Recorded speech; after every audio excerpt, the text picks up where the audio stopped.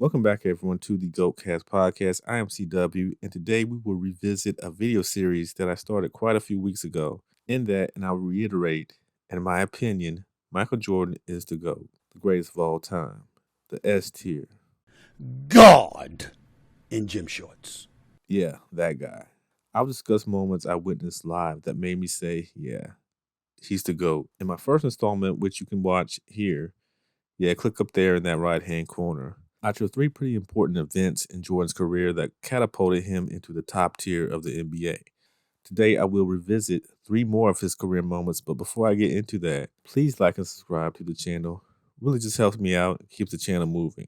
Michael Jordan, for whatever reason, is widely regarded as a bad three-point shooter. Now, he did himself no favors competing in the 1990 NBA All-Star Weekend three-point contest, putting together the worst performance till this day in that event, going an abysmal 5 of 30 for 16.7%.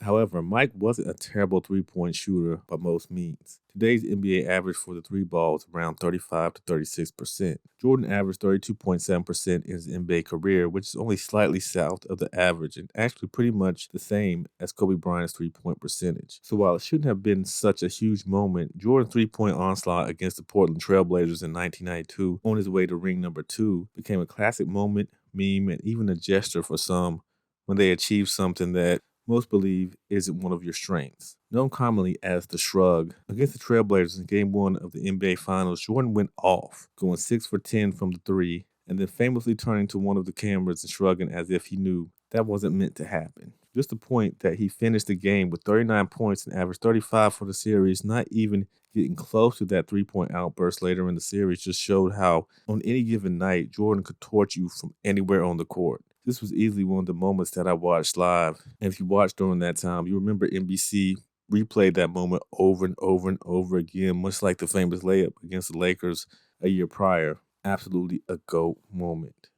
Now, the second moment, and really moment 5 in my GOAT moments list, came during a period of Jordan's career where many thought he had completely fallen off. Yes, Wizards Jordan. Washington Wizards Jordan wasn't as athletic and dominant as the Bulls Jordan of 4 to 5 years earlier, but he was in his late 30s, coming off a second retirement, which saw him leave the game after the 1998 season, and he was on a less developed team, bringing in younger, less established talent to the newly named Wizards instead of known veterans to possibly work along Jordan to win another title. This moment, well, I'm sure most probably don't even realize it happened or kind of glossed over it, but I remember watching this live as it happened in Jordan's final season. The Orlando Magic, a solid team with the young Tracy McGrady and then veteran Grant Hill, played the okay but not great Jordan-led Wizards one night on TNT, and it was right before Grant Hill would have what we all thought was a career-ending ankle surgery. But before he did that, he and Jordan battled out one final time. Throughout the mid to late 90s, Grant Hill was a guy that at times bothered Jordan when he was defended by him. At 6'8", Grant Hill moved like a guard and at times played the two guard, which meant he spent assignments on Jordan. He decided that this game being Jordan's final season, he would try to go out with a competitive game against the GOAT. However, it ended up being a short night for Grant as he was demolished by the 40-year-old Jordan just the first quarter, where Jordan scored 20 points of his 32 points as the Wizards cruised past the Magic. I couldn't find any footage or images of that game, but even better, here's Grant Hill discussing that game that he probably wants to forget now. First, and I'm blocking his shot, like I'm locking him up. Like I'm doing my thing again. I blocked his shot like 3 or 4 times. Like I'm having my way against him defensively. Now, granted, he's 40 years old, but I'm feeling good about myself. So fast forward a month later, we're in D.C.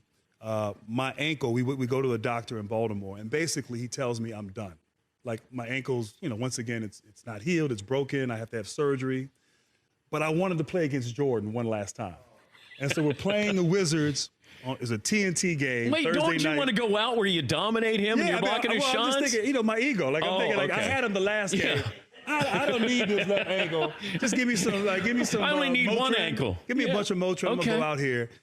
And when I tell you, he torched me in that first quarter. Like literally, he gave me 20 points in the first quarter on the same play. Like he just ran the same play every time and did this, and I could not guard him. And so, literally, I checked out of the game at the end of the first quarter, and I didn't even go to the bed. I just walked back to the locker room.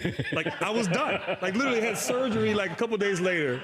But it was like, I wanted to guard Jordan one last time. And you're right, I shouldn't have. I should have just let that go. Did he know you were a wounded animal? He probably did, because he went at me And he didn't the care. same move.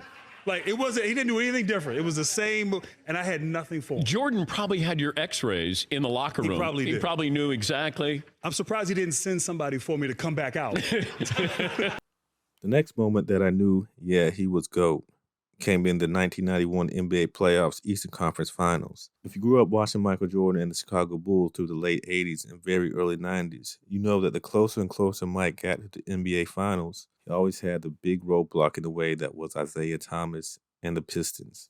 Between Joe Dumars, Bill Laimbeer, John Sally, Dennis Rodman, Rick Mahorn, Jordan had a murderer's row of defenders and a Hall of Fame Isaiah Thomas to get through to finally get a chance at a ring. Each year it seemed Jordan would finally get over that hump, but the tough Pistons would just prove to be too much until 1991.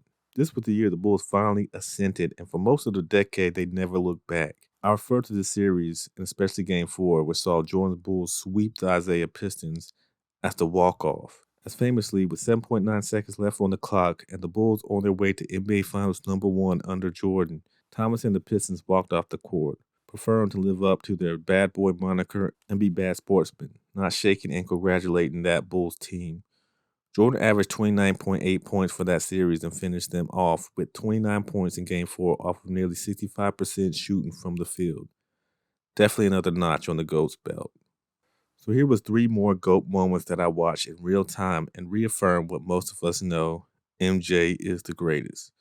I'm sure some of you witnessed his greatness in the mid to late 80s. So if there's any moments you want to drop in the comments section that you witnessed live, please do so, as I'd love to hear those moments that really caught you and made you a fan. In his 15 seasons, I've watched at least 10 to 11 years worth of Jordan live. So the Be Like Mike series will definitely continue on as I reminisce on past moments. Also, if you want to ascend to GOAT status like number 23, please like and subscribe to the channel, as it helps us grow and helps keep things moving as we continue to pour out more content.